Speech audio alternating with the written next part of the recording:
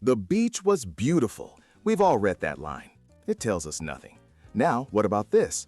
The sand was as white as crushed bone, and the air smelled of salt and grilled pineapple from a nearby shack. Suddenly, you're there. That's the secret of great travel writing. It's not just a list of places visited, it's an invitation to step into another world. The goal is to make your reader feel like they're standing right next to you. You do this by hunting for the significant detail, those small, specific things that paint a truer picture than any general adjective. But don't just be the reader's eyes, be their ears, their nose, their skin.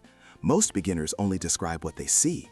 The masters add the distant clop-clop of horses on cobblestone, the sharp, earthy scent of rain on dry soil, or the grit of desert sand in every crease of your clothes.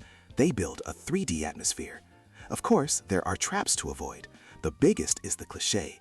Phrases like hidden gem or stunning vistas have lost all their power. Your own observation is always more authentic. And with this power comes responsibility. A great writer avoids lazy stereotypes, focusing instead on individual stories and viewing a culture with an open mind and genuine curiosity. A travel story isn't just a description, it's a journey with a narrative arc. It builds from the anticipation of leaving home to the arrival and often finds its peak in an epiphany, a sudden moment of deep understanding about a place or even yourself. You don't need a plane ticket to start. Try describing your kitchen as if you're visiting from a distant planet. What do you truly see, hear, and smell?